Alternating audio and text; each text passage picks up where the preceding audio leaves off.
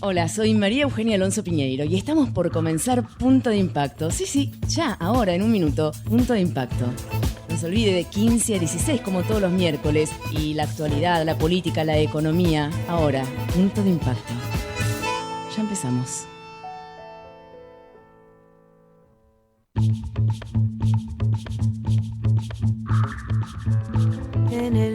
Hola, ¿qué tal? ¿Cómo les va? Muy buenas tardes. Bienvenidos a otro Punto de Impacto. Son las 15:04 de un miércoles espléndido, soleado, con calor. La verdad, mejor imposible. La estamos pasando bien. Tenemos una hora por delante con mucha información, entrevistas, con todo este Punto de Impacto y con una noticia que es casi de último momento, porque ustedes saben que en el día de hoy la escritora Beatriz Arlo tenía que declarar, así lo hizo, ante la jueza Capuchetti, porque ella había denunciado que le habían ofrecido la vacuna. Nunca quiso decir quién, bajo qué circunstancia, era todo bastante misterioso. Y bueno, se supo ahora que declaró que se lo ofreció la esposa del gobernador de la provincia de Buenos Aires, Kicillof. La verdad es que todo esto, ustedes saben, desde que estalló este vacunatorio VIP, opiniones que hemos vertido acá en nuestro programa, estoy totalmente en contra, me parece que es un delito, de hecho la justicia está investigando, están destapando nuevos vacunatorios VIP, cayó el ministro de Salud de la Nación, Ginés González. Es algo serio, detestable, antiético, ilegal, hasta casi, bueno, en la última manifestación se acusó casi de homicidio tirando esas bolsas mortuorias, algo altamente desagradable según mi humilde opinión, pero bueno, esto es realmente preocupante lo que está ocurriendo y la justicia lo está investigando. Dicho esto, me parece que lo que dijo hoy Sarlo es cualquier cosa, porque las fechas hablan de enero y desde la gobernación misma de la provincia de Buenos Aires salieron a aclarar. En enero ustedes recuerdan que se hablaba muy mal de la vacuna de la Sputnik porque todavía no había ni siquiera presentado la documentación correcta para la fase 2, 3, The Lancet, la famosa y prestigiosa revista a nivel internacional, no la tenía entre sus nombradas como para que empezaran a aprobar algunos países. En enero había casi una campaña anti-Sputnik, yo lo recuerdo muy bien. Y en un momento se habló, y recuerdo que no fue solo en la provincia de Buenos Aires, sino que en ese momento la que era vice y actual ministra, Bisotti, dijo, bueno, vamos a convocar a famosos, que se vacunen ellos y que demuestren confianza en la vacuna para que la gente se pueda vacunar. Después de eso, a los 10, 15 días más o menos, llegó la publicación en The Lancet, llegaron los avales para la Sputnik y entonces hubo como un aluvión de anotados en diferentes lugares de la Argentina para poder aplicársela. En ese marco fue que la consultaron. En ningún momento, es más, la doctora Capuchetti, la jueza, le preguntó si la habían convocado al Hospital Posadas, dijo que no. Es decir, no había nada armado, no había nada ilegal. Era ella elegida como una intelectual famosa para decir, bueno, muchachos argentinos, tengan confianza, yo me la voy a aplicar. Por eso a mí me parece que lo de hoy de Sarlo, que lo declaró en un juzgado, uno creo que declara en un juzgado cuando hay un delito o presunción de delito.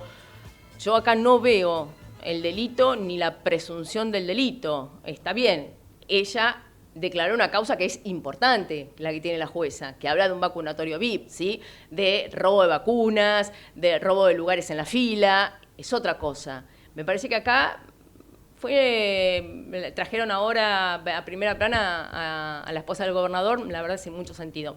Humilde opinión, por ahí mañana me dicen de todo y estoy equivocada, pero es lo que creo. Creo que Sarlo, una intelectual muy respetada, tal vez dejó empañar su buen tino por una cuestión ideológica. Digo esto. Bueno, lo que no tiene nada de ideológico y sí tiene de inhumano es lo que está ocurriendo en la provincia de Formosa.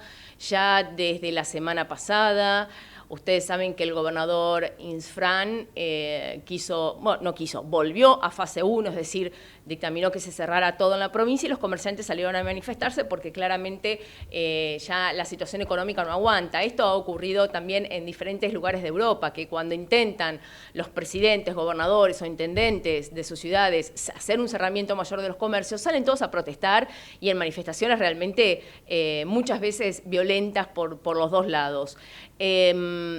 Acá lo que apareciera es que en Formosa se desató algo más que una fase 1 de cuarentena en pandemia. Pareciera que la gente objetivamente salió a protestar por esto, pero la represión fue tan brutal que hasta organismos internacionales de derechos humanos pidieron explicaciones acerca de la violación de los mismos por parte de la provincia de Formosa, y pareciera que acá hubo un cúmulo de cosas en donde el pueblo formoseño dijo basta, basta de opresión, basta de represión, basta de no poder hablar, basta de no poder expresarse. Tanto lío trajo que, vino el propio gobernador a un acto el lunes 8 de marzo por el Día de la Mujer, se mostró con el presidente Alberto Fernández, se mostró con diferentes funcionarios del gobierno nacional, como para, de alguna manera, demostrar que había una venia de parte del gobierno nacional a su accionar. Luego volvió a la provincia, pero todavía esto está en veremos. Y vamos a ver cómo las manifestaciones todavía siguen hasta el día de hoy y vamos a ver cómo sigue este tema ahí en la provincia. Esto por un lado. Otro tema, porque muchas veces hablamos acá de capital y por ahí en algunas localidades del interior hay cosas muy importantes, muy graves que ocurren y no las tratamos. Ustedes saben que hay un ministro de Seguridad que es muy conocido, muy popular. Popular por el hecho de que es conocido, no digo ni bien ni mal. Me refiero al ministro de Seguridad de la provincia de Santa Fe, que es el doctor Marcelo Saín. Marcelo Saín siempre tiene declaraciones muy altisonantes, a veces despectivas, a veces despectivas. La verdad que no se me ocurre otro término.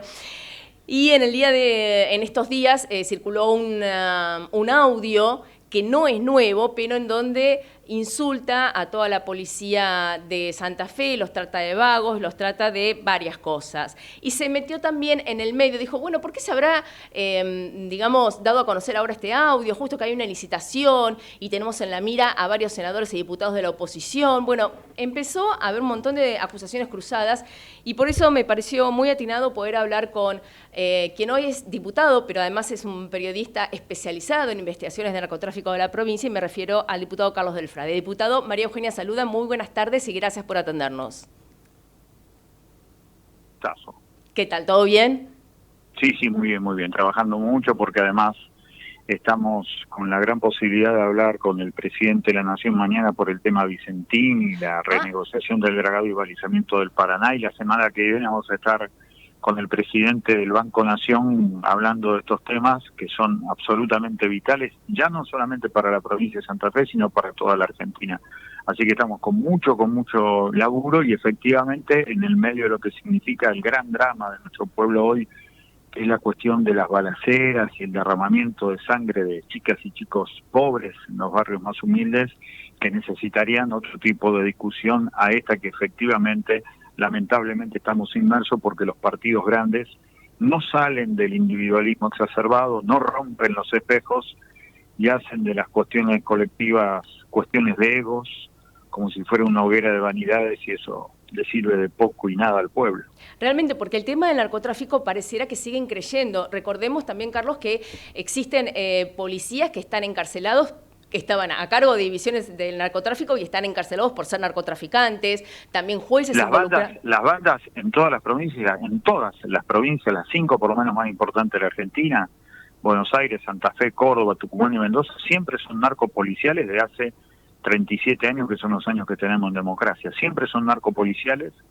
El tema es justamente por qué hay tanto derramamiento de sangre de chicas y chicos en los barrios rosarinos y santafesinos. Eso tiene explicaciones históricas, geográficas, económicas, pero efectivamente es un drama porque no encontrás fuerzas de seguridad que tengan, así como hay nichos de corrupción muy nítidos, no encontramos gente que desde la construcción democrática de seguridad empieza a pensar que únicamente se puede controlar democráticamente a las fuerzas de seguridad provinciales con la participación de todas las fuerzas políticas. Estas declaraciones, estos cruces nos dejan cada vez más lejos de esa solución. Entonces, o desde ese principio de solución, sí, perdón. No, escuchando atentamente, entonces uno tiene que pensar que hay narcotráfico porque hay permiso policial y permiso político, es fundamental de las dos patas.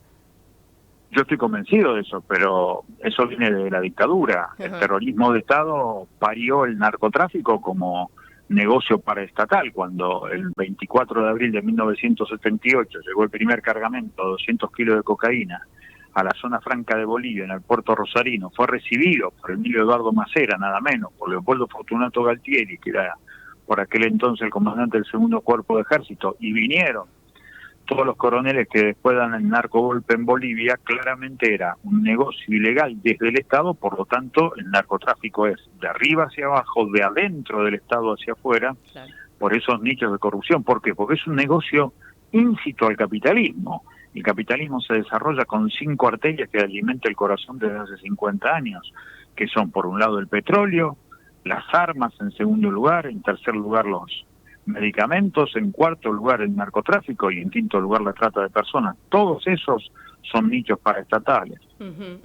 Ahora, Carlos, antes de ir al tema, porque me interesa muchísimo la reunión que van a tener posiblemente mañana con el presidente por el tema Vicentín, quisiera... Ojalá, porque bueno, hubo una oferta ya de acreedores para poder arreglar este tema de la deuda de la empresa, pero también recuerdo que se habló en un momento de Vicentín, Puerto de Rosario, puerto para el narcotráfico. ¿Qué hay de cierto en esto? Lo que pasa es que los controles que fueron absolutamente pulverizados con el macrismo cuando privatiza el SENASA y le da a los inquilinos de la zona del puerto, que son las grandes multinacionales, que ellas mismas se controlen, además de que son ellas mismas las que nos dicen lo que entra y lo que salen por los puertos, dieron la posibilidad de un crecimiento exponencial del narcotráfico. O sea, sacaron el control del gobierno para dárselo a los privados.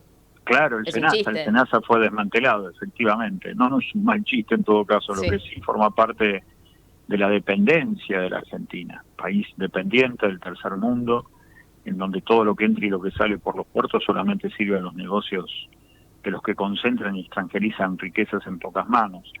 Así que efectivamente esto todavía no se ha podido solucionar. El problema es que justamente nunca sabemos qué es lo que sale y qué es lo que entra verdaderamente por los puertos y aeropuertos.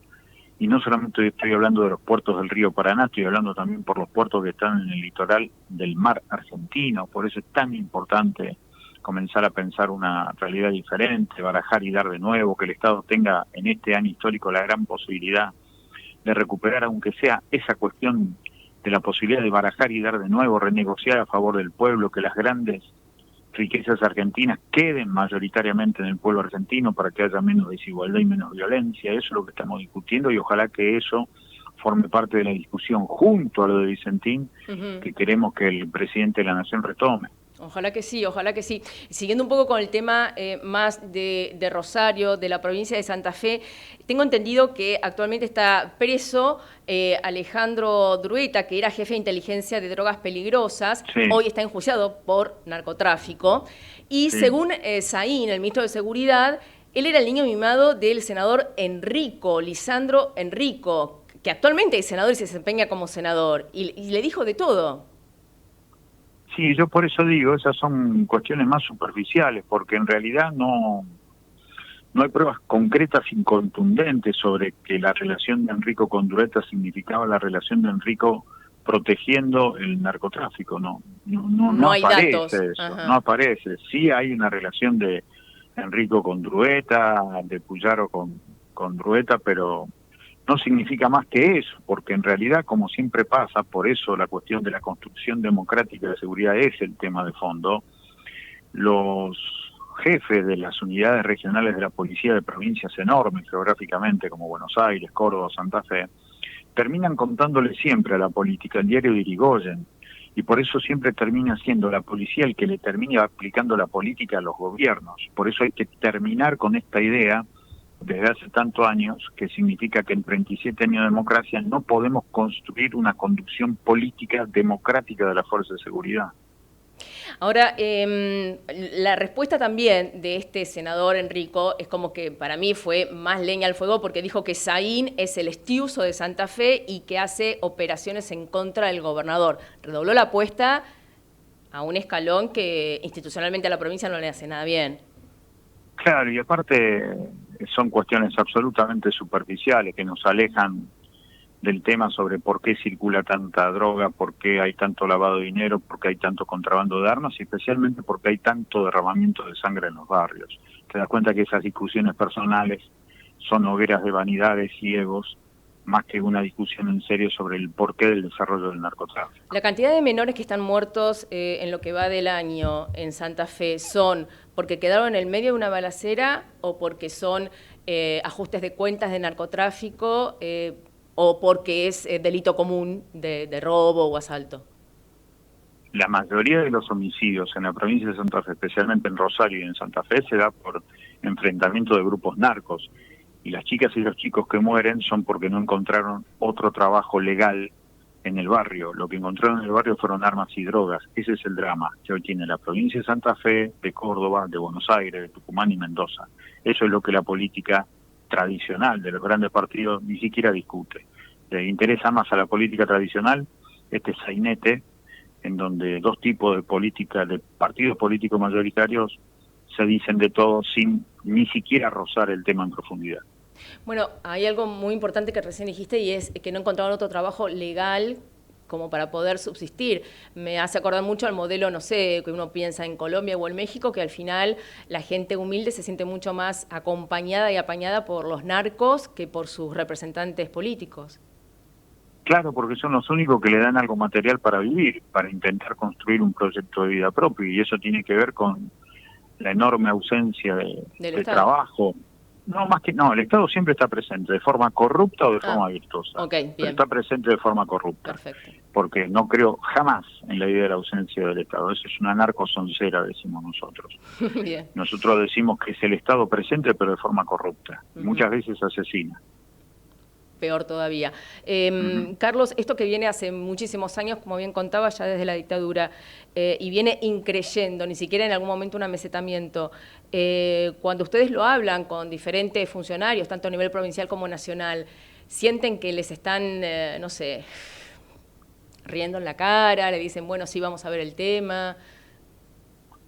Yo creo que nos empiezan a escuchar cada vez con más atención porque se les quema el libreto al ser tan superficiales, tan con pocas ganas de transformar la realidad y el presente, y hay muchos sectores políticos jóvenes, diferentes, dentro de los partidos grandes también, que empiezan a ver que la cuestión es el compromiso político de todas las fuerzas políticas para tener la necesaria fuerza política y hacer que de una buena vez en democracia las fuerzas policiales provinciales respondan al poder político. Hoy no lo hace porque el poder político parece fragmentado, cada grupo de cada estructura delincuencial que terminan siendo las fuerzas de seguridad provinciales se agarran con alguno de ellos y siempre va a haber más delito que seguridad, porque es mucho más negocio que haya delito que haya seguridad. ¿Hay más de un cártel acá en la Argentina? No son carteles como en Colombia, acá son todas organizaciones en donde en todo caso la mayoría de los carteles que nosotros tenemos en la Argentina son los 24 destacamentos policiales provinciales, esos son los carteles en serio en Argentina. Eso es grave, esa denuncia es grave. Y también existe, me imagino, peleas entre entre estos destacamentos policiales porque cada uno defiende su kiosco. Claro, y después hay divisiones propias, entonces después cuando vienen las fuerzas de seguridad nacionales, que también son corruptas, tan o más corruptas que las fuerzas policiales provinciales, se pelean entre ellos, aumenta el peaje de lo que hay que cobrar para que se deje circular la droga en los barrios, y entonces la ferocidad se hace cada vez más grande. Por eso, más que nunca, la política gana democráticamente o pierde la gente, que es lo que está pasando. Clarísimo, Carlos. Entonces me gustaría ir un segundo antes de terminar la entrevista al tema de Vicentín. ¿Qué propuesta, qué información, qué arreglo pueden estar ustedes ofreciendo acá a nivel nacional con la provincia? La provincia es cero alas. El gobierno de Perotti no dice nada, es increíble. Es la principal empresa de la provincia, 7.000 puestos de trabajo, y y ya declaró que el tema Vicentín le queda lejos. Por eso no queremos hablar de nuevo con el gobernador.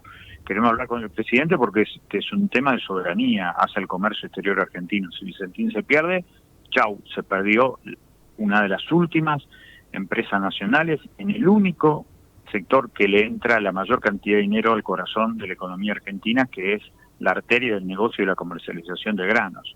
Entonces es imprescindible que el Poder Ejecutivo, si no quiere recuperar el proyecto original de expropiación para una empresa pública, que sí recupere lo de la empresa pública, que sí recupere en todo caso esta idea que han presentado algunos acreedores granarios, como se denomina, de presentar una especie de esquema de empresa mixta, como hoy surgió en la reunión que tuvimos con ellos, que nos parece muy interesante, que ya tuvo el aval del Banco Nación, pero también lo que necesitamos es que el Estado argentino recupere la plata que se robó Vicentín a través de 8 directivos y 19 funcionarios del Banco Central y del Banco Nación, que durante el macrismo convirtieron a Vicentín en el fugaducto, en el lavadoducto del macrismo.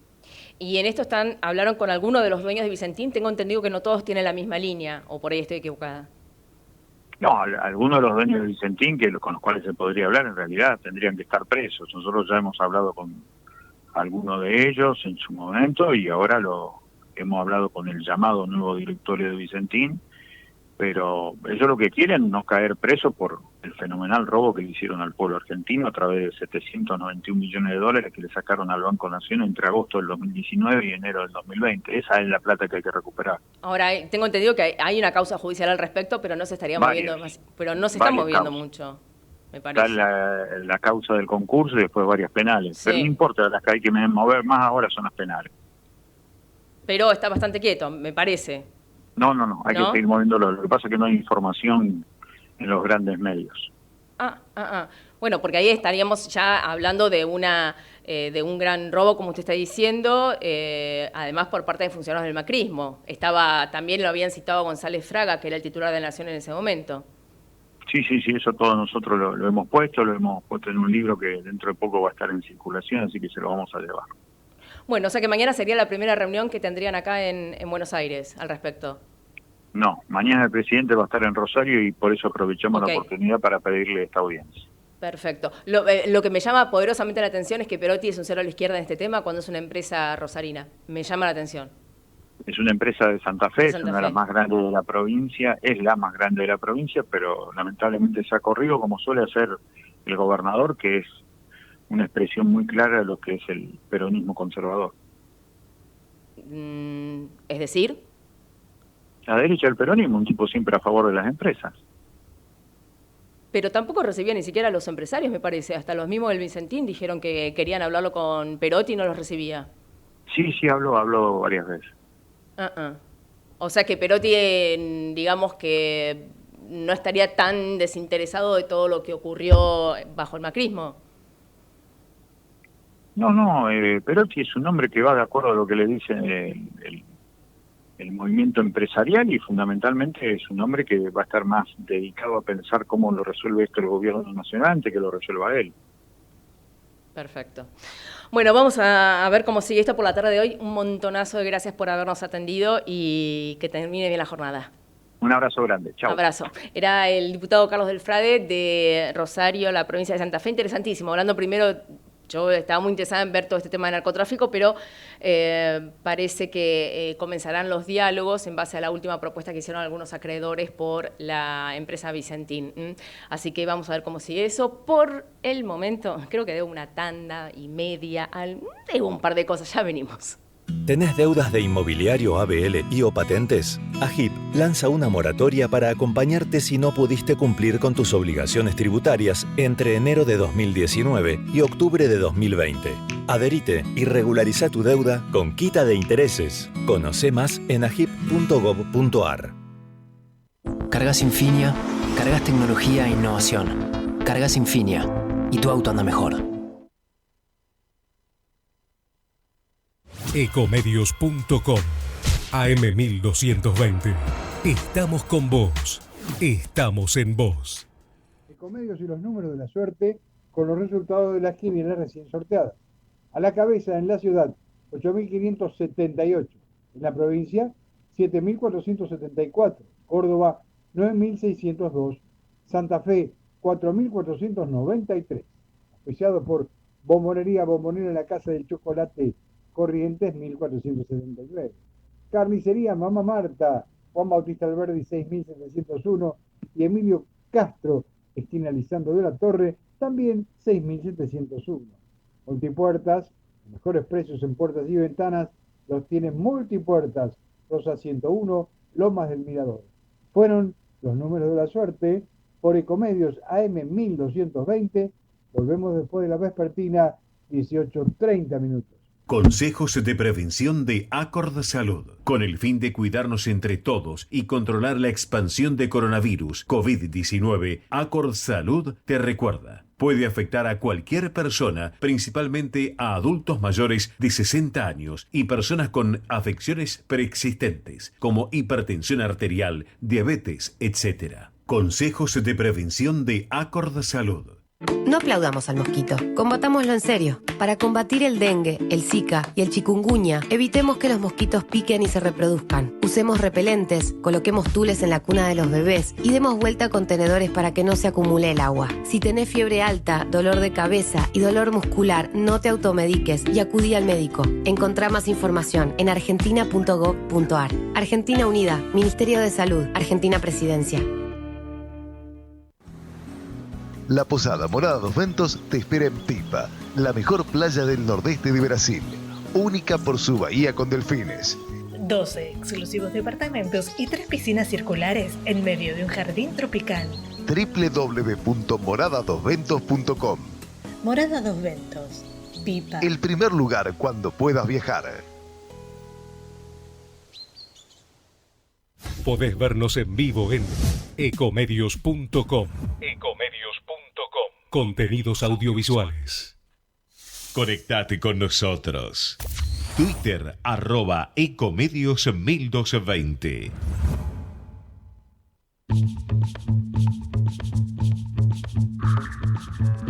En el mundo habrá un lugar para cada despertar,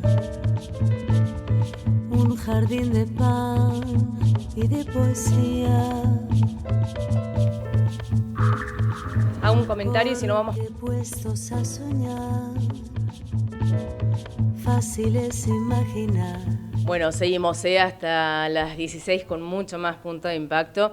Y uno de los temas calientes también de la semana, de los últimos días, tiene que ver con lo que está ocurriendo con la cartera de Justicia, con la ex ministra Lozardo. Digo ex porque, bueno, según el presidente ya le habría aceptado la renuncia y ya le ofreció el cargo de embajadora en la UNESCO y ella habría aceptado. Todo esto tiene que tener una confirmación institucional, tiene que pasar el pliego por el Congreso. Recordemos que la embajada en la UNESCO está vacante desde la muerte de Pino Solanas. Recuerdan ustedes que llegó a París y al tiempo se contagió de COVID-19 y bueno, no resistió, lamentablemente. Pero acá lo más importante es no el destino de Lozardo, sino quién será el próximo ministro de Justicia. Porque la verdad es que la demora está trayendo no solo internas en el gobierno, sino, digamos, un camino muy incierto en un tema tan delicado como la cartera de Justicia, y que se mezcla con varios otros temas que también tienen que ver, y por qué no, con inteligencia. Pero bueno, esto todavía, hasta el momento, hasta este minuto 15:32, no se sabe, y lo que sí se sabe es cómo está la política de movida, no tan solo en el, digamos, oficialismo, sino también en la oposición, y cómo se está preparando este año electoral, y cómo cada, digamos, objeto de política se toma como una materia, una bandera de guerra, y si hay un vacunatorio VIP, piden las detenciones o las investigaciones al respecto, y así pasa absolutamente en cada uno de los temas, y mucho más en un año electoral, como recién les decía. Y estamos ya en línea para hablar de todo esto con Lisandro Bormioli, que es diputado nacional del Frente de Todos de la provincia de Buenos Aires, oriundo de Pergamino, tengo entendido. Diputado, María Eugenia lo saluda. Muy buenas tardes y gracias por atendernos. ¿Qué tal, María Eugenia? Buenas tardes a vos, Muy buenas y tardes. a los que están ahí en el piso. Gracias. De Pergamino, ¿no? ¿Está bien? Sí. Bien. Sí. A ver, primero y principal, porque es la noticia, digamos, de último momento, y está hablando inclusive ahora el gobernador Kicillof. Sarlo, la escritora, estuvo declarando hoy en Comodoro Pi quién le había ofrecido vacunarse, según la propia Sarlo, por izquierda, porque ella había dicho esto en un programa de televisión, y dijo que se lo ofreció la esposa del gobernador. Yo recordé que en ese momento, estábamos hablando de enero, no había ningún vacunatorio VIP, no había nada, todavía la gente ni siquiera se quería vacunar, y que se estaba hablando de la posibilidad de hacer algo así como una campaña de famosos para empezar a dar cierta seguridad a la población, campaña que después se dejó de lado porque llegó la ratificación internacional de The Lancet y diferentes organismos internacionales para la vacuna Sputnik. Pero esta es la denuncia que hizo en la justicia Beatriz Sarlo. ¿Qué opina? Bueno, mire, esto de recién, eso no lo puedo, justo estaba saliendo de una reunión, no pude escuchar lo que decía, lo que está diciendo el gobernador, lo que vos me decís. Pero es indudable que, decime. No, el gobernador más que nada está diciendo que no se hablan hace 1000 años con su esposa, había sido alumna de Sarlo, y que en realidad es un poco esto lo que yo le explicaba, ¿no? Había habido la idea de una campaña, y esto además me acuerdo que lo dijo la propia Bisotti, que en ese momento era viceministra. O sea, acá lo que veo es que tal vez se la metió a la esposa del gobernador en una causa judicial, porque hay una causa, está la jueza Capuchetti, y me parece que acá la ligó sin comerla ni beberla, como se dice mal y pronto. Pero, ¿sabe lo que pasa, María Eugenia? Sí. La verdad que nuestro gobierno nacional y provincial agarró un país destrozado en su trama productiva, social, con un endeudamiento, el mayor endeudamiento de la República Argentina, en términos de no solamente del Fondo Monetario Internacional, sino con acreedores privados internacionales. A partir de esa bomba que agarramos, social, económica, cultural, nos toca después la pandemia, a los 3 meses. En un mundo que no es que solamente nuestro gobierno, cualquier gobernante, cualquier país del mundo, gobernaba ante lo desconocido, ante algo que no se conocía. Porque uno puede conocer crisis económicas, puede conocer disparada de dólar, puede conocer inflación, después puede tener distintas, o tomar distintas medidas para esa situación. Ahora, la pandemia es algo desconocido, con un virus desconocido. Entonces, en ese contexto de un país como lo agarró nuestro gobierno, tuvimos que afrontar lo desconocido como cualquier otro gobernante del mundo. Si no, fíjense lo que pasó en cualquier país, si quieren tomar el caso en todos lados. de Inglaterra, lo que pasó con el primer ministro, que primero subestimó el virus, después se contagió, después cuarentena diputado, absoluta. Mire, entonces, en todos los países, en todos, primer mundo, segundo, tercero, en todos, esto lo dije yo desde el primer día, hubo primero presidentes o primeros ministros que desestimaron la situación, la grave situación. Comencemos ya por el Organismo Internacional de Salud. Y además después también hubo desvíos desde el punto de vista económico y hasta político en todos los gobiernos, en todos los países. Exactamente. Nosotros no salimos de la línea, ojo. Exacto. No, pero digo, algunos, ante lo desconocido, uno comete errores probablemente porque no lo conoce. Como le pasó a cualquier gobernante del mundo, en este caso pongamos el primer ministro de Inglaterra. Después hay gobernantes que fueron conociendo cómo funcionaba esta pandemia, cómo contagiaba el virus, y subestimaron, ya deliberadamente. Ni siquiera hablemos de Estados Unidos, hablemos de Brasil. ¿Qué quiero decir con esto? En ese marco, nuestro gobierno tuvo que afrontar estas dos situaciones, la herencia más la pandemia. En función de eso, primero, esta oposición cruel, que lo único que hace es poner piedras en el camino, subestimó la pandemia. Lo primero que hizo es subestimar la pandemia. Que esto no existe, el virus. Bueno, perdón, diputado, el primero en decir eso fue Ginés González. El primero en decir eso fue Ginés González. Esto es una gripecita, le tengo más miedo al dengue. Ginés González, por supuesto, porque Ginés González en su momento no pensábamos, estamos hablando cuando la pandemia todavía no era pandemia. Estoy hablando cuando Ginés habló de eso, la pandemia no era considerada pandemia todavía. La OMS la declaró a las 2 semanas más o menos. Bueno. Y tarde. Pero no era pandemia. Todavía no estaba declarada por la OMS. ¿Qué se pensaba? Que no iba a impactar fuertemente en nuestro país, como impactaron en otros países ciertas epidemias que no son pandemias. Pero, ¿qué pasó después? Vino la pandemia. Cuando ya estaba la pandemia, nuestro gobierno tuvo que afrontar la reconstrucción de un sistema de salud público devastado y destruido por el macrismo, que habían hecho el Ministerio a Secretaría y que habían dejado vencidas millones de vacunas, ambulancias nuevas compradas ahí sin usar, pero mire, no quiero hablar pasado, pero hay que recordarlo. Esto. ¿Y qué hizo nuestro gobierno? Fue afrontar la pandemia con la inversión más grande que se haya hecho en salud en los últimos años. Ahora, ¿qué decía la oposición? No, la pandemia no existe.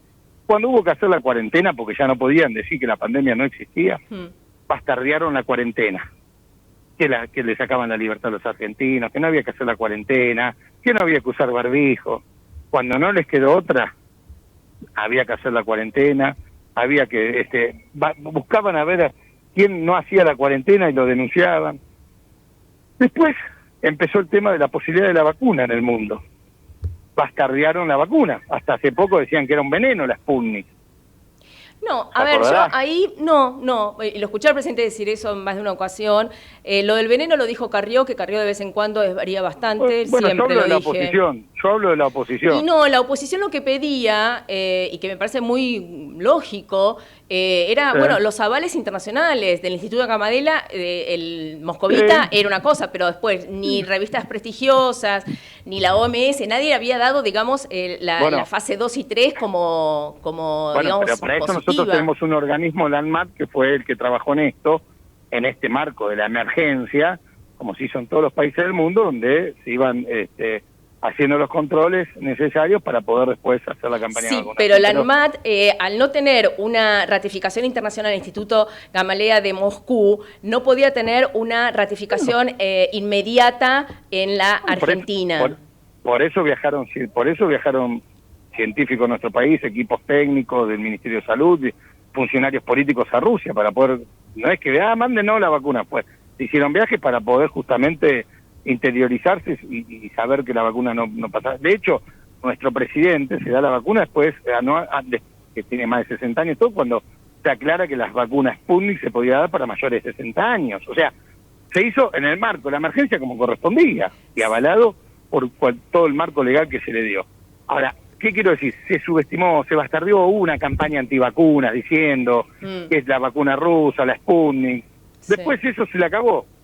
Entonces, se van agarrando, y la verdad es que habla muy mal de una oposición que permanentemente lo que hace es, en el marco de esta pandemia, tirar bombas y batallar contra la política de salud. Yo, la verdad, quisiera una oposición que está acompañando este proceso que vivimos todos los argentinos que viven el mundo, y que después cuando lleguen las elecciones planteen cuáles son sus propuestas, porque la verdad es que uno escucha, María Eugenia, la oposición, por lo menos lo que me pasa a mí que en el Congreso, y lo único que hablan es de Cristina Kirchner. Principalmente es el ataque sistemático a nuestra vicepresidenta, que tiene un problema, yo te lo he dicho, tiene un problema de psicológico muchas veces, porque tiene una fijación que lo único que lo lleva es a la agresión permanente a nuestra presidente y vicepresidenta actual. Diputado, si bien yo reconozco la falta de responsabilidad de la oposición acá en la Argentina, también habría que reconocer humildemente la obsesión de la propia vicepresidenta con la justicia. Sin ir más lejos, el jueves pasado,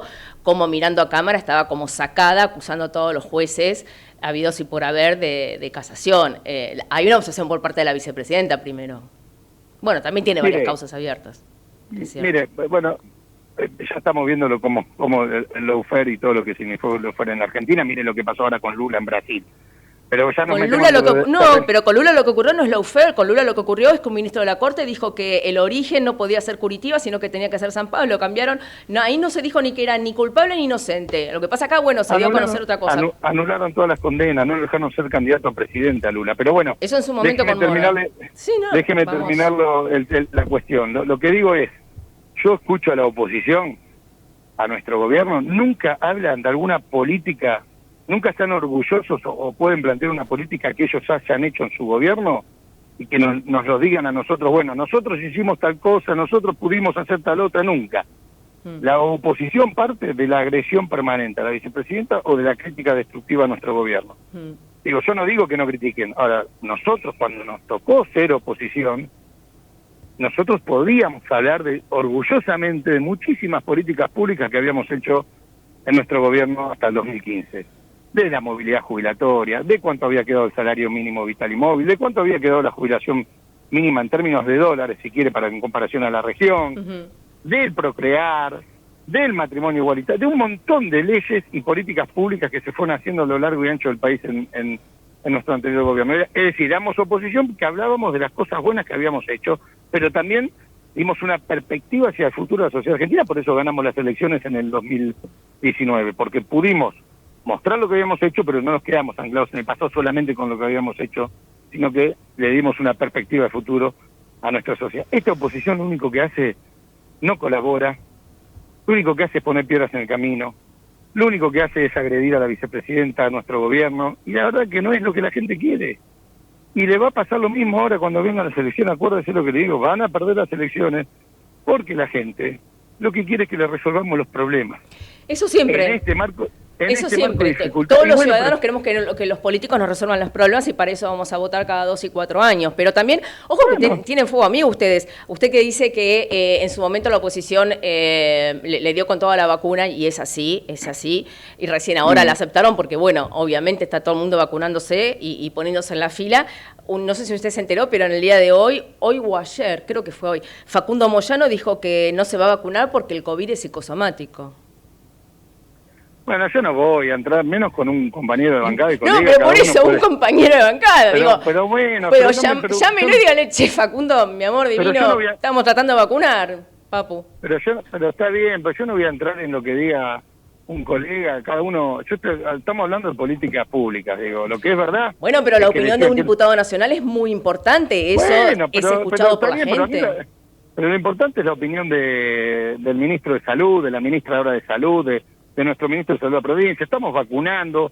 En la provincia de Buenos Aires, a mí me consta, van a vacunarse nuestros adultos mayores, salen muy contentos de cada vacunación, cómo los trata, no como esas colas que vimos ayer en la ciudad de Buenos Aires. No era que no había que criticar así como así. Ayer fue un desastre, pero hoy se normalizó lo de la ciudad de Buenos Aires. Pero usted no vio lo que pasó ayer en la ciudad de Buenos Aires. Horrible. Y bueno, entonces, fíjese como, pregúntele a cualquier vecino y vecina de la provincia de Buenos Aires cuando va a vacunarse, cómo lo tratan en la vacunación.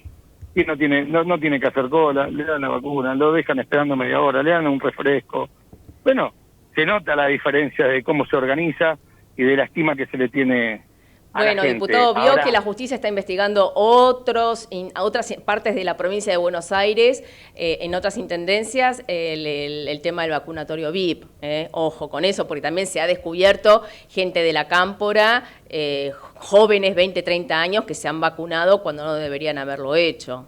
Usted sabe que, mire, yo no sé, pero usted sabrá muy bien que los que trabajan en el sistema de salud tenían prioridad de vacunación. Por supuesto. Lo que digo es, usted me hacía una pregunta, cuando bastardeaban la vacuna, hubo que ponerle el cuerpo, le tuvieron que poner el cuerpo muchos para mostrar que la vacuna rusa, porque había que, de hecho muchos se ofrecían a que le inoculen la vacuna, ¿por qué? Para demostrar que no generaba lo que decía la oposición, o si quiere parte de la oposición, que era un veneno. Entonces, muchos se fueron ofreciendo y se puso algunos que se vacunaron para demostrar que había que legitimarlo. Lo pusieron con su propio cuerpo, digo, ojo. Sí, bueno, pero había que legitimarlo.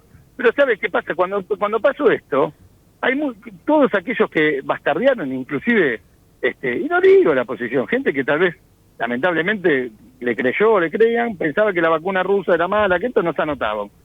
¿Y qué pasó? Después salió, como usted dice, la publicación científica de Lancet, más todo lo que pasó, hasta Mirta, creo, Legrand, dijo que se quería vacunar con la Sputnik, o se vacunó con la Sputnik. Entonces después empezó a que era la mejor vacuna la Sputnik, porque empezamos a ver que en los países de Europa también pedían la Sputnik, la misma Alemania, España.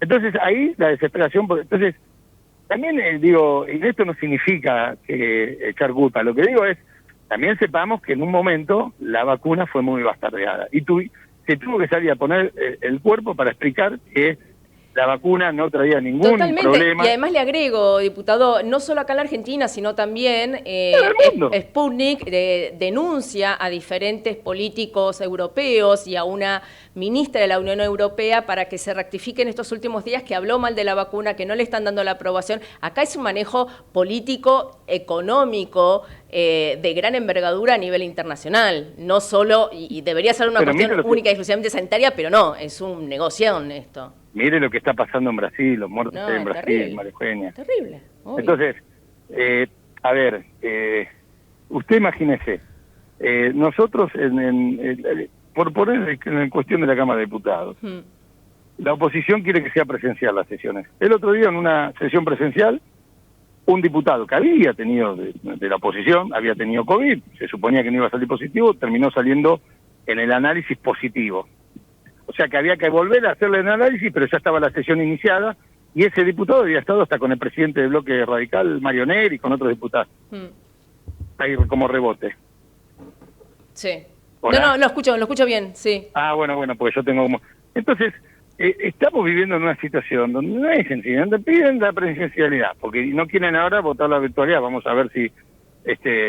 Ahora, si supongamos que hubiese pasado, cosa que no sucedió, si el presidente de la Cámara de Diputados dice, ya vamos a vacunar a los diputados, Sí. hubiese sido... probablemente lo hubiesen planteado como un escándalo. Bueno, perdón, pasó porque en realidad la propuesta la hizo Carlos Heller de su bancada y el propio Massa le dijo, Heller, no somos esenciales. Sí, Bueno, Massa le entonces, bajó la idea a Heller. No, bueno, pero quiero decir que entonces, ahora, hubiese sido un escándalo y la oposición hubiese, pero por otro lado la oposición quiere que sea presencialidad y no quiere que... Entonces la verdad que yo veo que es una oposición que es no, es todo oponerse por oponerse y que después, honestamente, no se hacen cargo. ¿Viste lo que pasó con el ministro de Salud de Corrientes? Pobre hombre, tuvo un ataque cardíaco, se chocó, pero entonces bueno, no se mide. Digamos veces, que según no se mide con la... Según lo que usted me viene diciendo, un poco como para ir cerrando, porque tengo también otra entrevista, por ahí el ruido que escuchó fue porque lo conectaron, es que la oposición acá en la Argentina no es constructiva. Ese es, una definición. No lo digo yo, creo que la gente lo ve. Y a mí me ha pasado, le digo que en la calle me digan en la provincia de Buenos Aires, que es donde vivo, y que escucho cómo van, se vacunan, salen contentos la gente. Y ¿sabe qué? Lo que en definitiva este gobierno va a vacunar a todos los argentinos y argentinas que se quieran vacuar. Diputado, y eso lo va a hacer porque tuvo la visión estratégica, perdóname, tuvo la visión estratégica cuando nadie lo veía, ni los propios centros de Europa o países de Europa lo veían, de ir a hablar con la Federación Rusa y poder proveernos la Sputnik, la vacuna rusa. Esa visión estratégica que tuvo el presidente y la vicepresidenta y que hoy nos permite que los mayores de 60 años se vacunen cada día más en la Argentina. Diputado, le agradezco un montonazo realmente que me haya atendido, sinceramente. No, gracias a vos, María Eugenia. Un beso enorme. Era el diputado Lisandro Bormioli, diputado nacional del Frente de Todos por la provincia de Buenos Aires, y que una de las declaraciones, venimos hablando hace como 10 minutos, pero una de las cosas concretas que dijo es que la oposición no es constructiva en la Argentina. Se lo voy a preguntar al diputado Carlos Fernández, que es diputado nacional también por la provincia de Buenos Aires, pero de la UCR, Juntos por el Cambio. Diputado, María Eugenia lo saluda.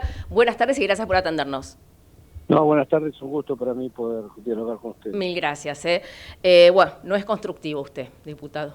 No sé si lo escucho recién. No, en realidad, digamos, de construcción sé poco, pero digamos, digo, lo único que puede, más que los discursos, me parece que tienen que hablar los hechos. En realidad, digamos, esta oposición que no es constructiva le ha permitido al gobierno mantener y tener los instrumentos que ha solicitado. El problema es que muchas veces la propia interna del oficialismo impide que funcione adecuadamente la Cámara y que se lleven adelante determinados proyectos que inclusive ha planteado el propio Ejecutivo. Pero, digamos, yo no quiero entrar en una polémica que me parece que no tiene mucho sentido y mucho menos para la gente, digamos, a ver si somos una oposición constructiva o no, digamos, como podría recordar los 2 años que a mí me tocó estar del otro lado del mostrador, digamos, las cosas que se planteaban y se decían desde el espacio que hoy dice que no tiene una oposición constructiva. Y preguntar cuántas leyes votó afirmativamente el Frente de Todos a lo largo de 4 años de gestión de Macri. Y me animaría a decirle que creo que casi ninguna. No, bueno, además el grave problema era que no tenían mayoría ustedes solos, entonces siempre estaban pendientes de la negociación. Se sacaron un montón de leyes, pero sin el voto del Frente de Todos. Claro, sin el frente, exacto. Los aliados tenían que venir por otro lado, pero tenían que buscarlos. Así Esa era una pata floja que ustedes tenían. Diputado, yo quisiera saber cuál es su opinión acerca de lo que está ocurriendo en Formosa. Sé que no es su provincia, por supuesto, pero esto ha traído repercusión no solo a nivel nacional, sino internacional. Y hay, digamos, colegas suyos, diputados nacionales de Formosa, como Bruyaile y otros, que están pidiendo hasta la intervención de la provincia. ¿Está usted de acuerdo con esto o no? A ver, yo creo que lo que está sucediendo en Formosa es gravísimo. Hay una clara violación de derechos humanos y el problema es que, digamos, el gobierno nacional se ha hecho el desentendido de esta cuestión, como también muchísimos organismos de derechos humanos que normalmente ponen el grito en el cielo por cuestiones mucho más, no digo menos importantes, pero digamos mucho más chicas que lo que está sucediendo en Formosa. Y hoy hay un silencio estampa, dirían los italianos. Sí. Bueno, está claro de que hay denuncias ante organismos internacionales, hay intervención por parte de la Comisión Interamericana de Derechos Humanos, y la cuestión va incrementándose porque no cesa el problema en la provincia de Formosa.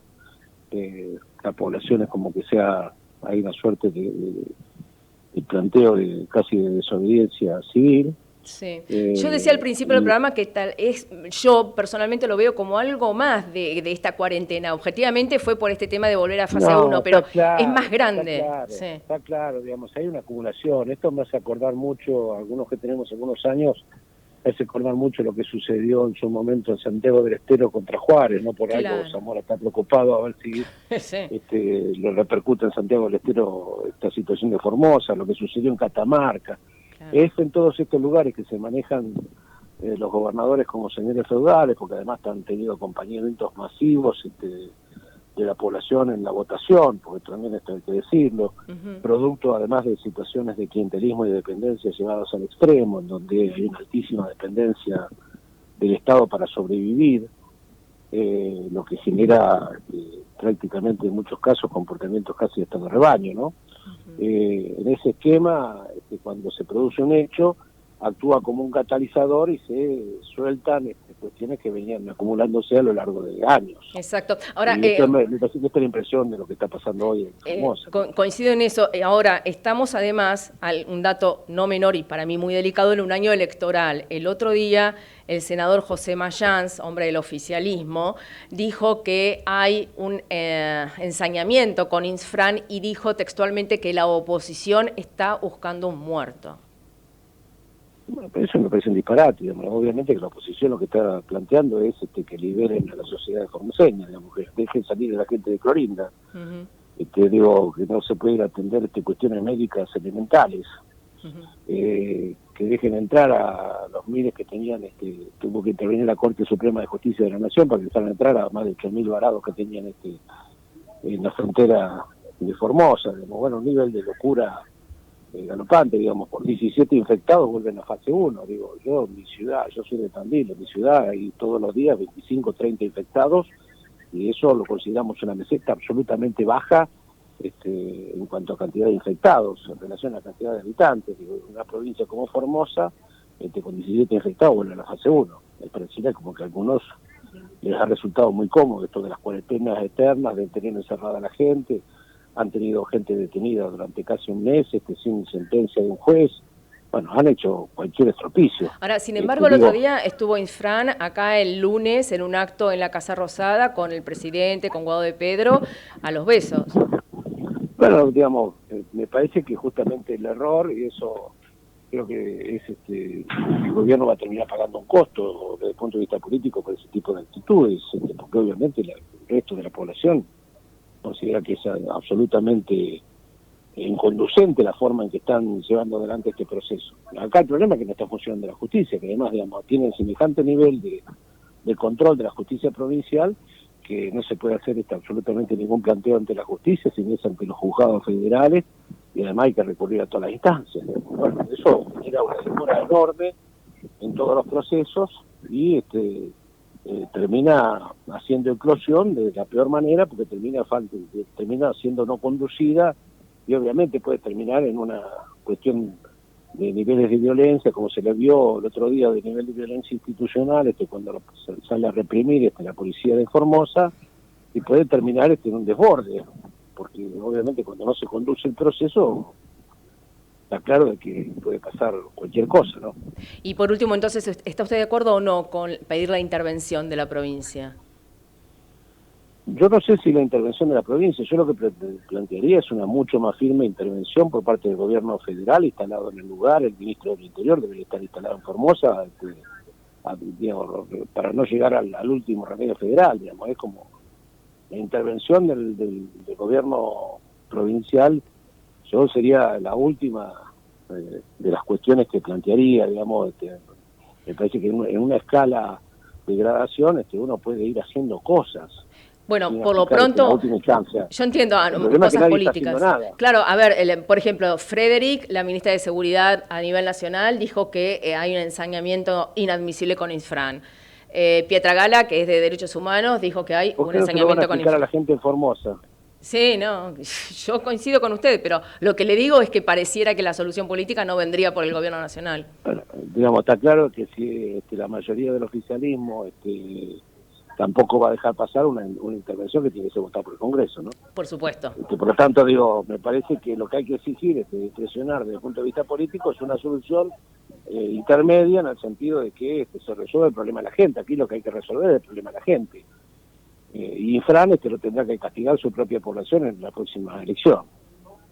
Bueno, vamos a ver cómo vota la gente. Vamos a ver si realmente hay una rebelión electoral para este año. Yo lo que es que esperemos que la gente tome conciencia, cuando uno tiene gobiernos feudales terminan este tipo de cosas. Así es. Diputado, termino el programa, así que por la tarde de hoy yo le agradezco muchísimo que nos haya atendido y que termine bien la jornada, ¿eh? No, gracias a ustedes. Además yo estoy aquí, en este momento estoy en Juan N. Fernández en una reunión con la cooperadora del hospital, con el problema de la vacuna. Ah. Totalmente. Así que también tengo que volver a tratar de trabajar con la gente. Perfecto. Lo dejamos entonces libre para entrar a la reunión. Que termine bien la jornada y gracias por atendernos. Era el diputado Carlos Fernández, diputado nacional de la provincia de Buenos Aires, radical de Juntos por el Cambio, y yo ya está, me fui. Son las 4 de la tarde, no existo más. Quiero agradecer a Javi en los controles como siempre y a Matías en la producción, un caballero, y a todos ustedes que están con nosotros. No se olviden que el próximo miércoles a las 15 va a haber mucho más Punto de Impacto. Chao.